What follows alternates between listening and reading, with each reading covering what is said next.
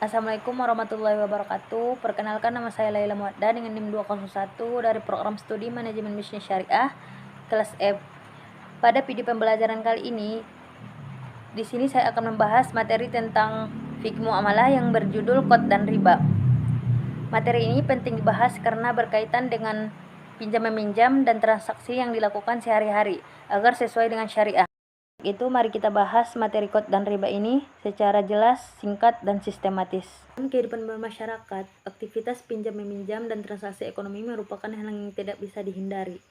Islam sebagai agama yang mengatur seluruh aspek kehidupan manusia termasuk ekonomi, memberikan pedoman yang jelas agar transaksi dilakukan secara adil dan tidak merugikan salah satu pihak.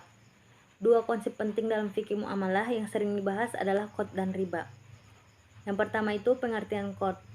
Qard adalah akad pinjaman yang diberikan oleh seseorang kepada orang lain dengan ketentuan bahwa penerima pinjaman wajib mengembalikan sejumlah yang sama tanpa adanya tambahan atau keuntungan yang disyaratkan.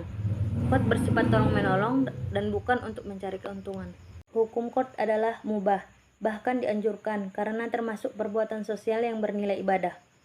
Dasar hukumnya terdapat dalam Al-Quran dan hadis yang menganjurkan umat Islam untuk saling membantu dan mengurangi kesulitan sesama. Rukun dan syarat qard. Rukun qard meliputi pihak memberi pinjaman, pihak yang menerima pinjaman, objek pinjaman, ijab dan qabul. Sedangkan syarat qard adalah dilakukan secara sukarela, tidak ada tambahan atau keuntungan yang disyaratkan, objek pinjaman jelas dan halal. Selanjutnya materi tentang riba.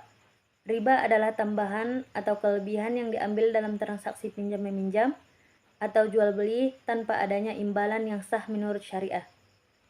Riba menyebabkan ketidakadilan dan merugikan salah satu pihak. Dasar hukum riba itu haram, diharamkan secara tegas dalam Islam. Larangan riba terdapat dalam Al-Quran dan hadis Nabi Muhammad SAW karena riba mengandung unsur penindasan, eksploitasi, dan bertentangan dengan prinsip keadilan. Jenis-jenis riba yang wajib kita ketahui di antara lain yaitu yang pertama riba qard, yaitu tambahan dalam pinjaman. Yang kedua riba fadl, yaitu pertukaran barang sejenis dengan takaran berbeda. Yang ketiga riba nasi'ah, yaitu penundaan pembayaran dengan tambahan. Yang keempat ribayat, yaitu penundaan serah terima dalam jual beli. Sebagai kesimpulan, qard merupakan bentuk pinjaman yang dibolehkan dalam Islam karena berlandaskan tolong-menolong dan tidak mengandung unsur keuntungan. Sedangkan riba adalah praktik yang dilarang karena mengandung unsur tambahan yang merugikan dan bertentangan dengan nilai keadilan dalam Islam.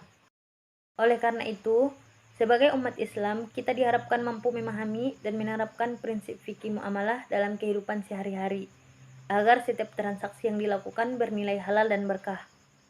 Demikian penjelasan mengenai qard dan riba. Wassalamualaikum warahmatullahi wabarakatuh.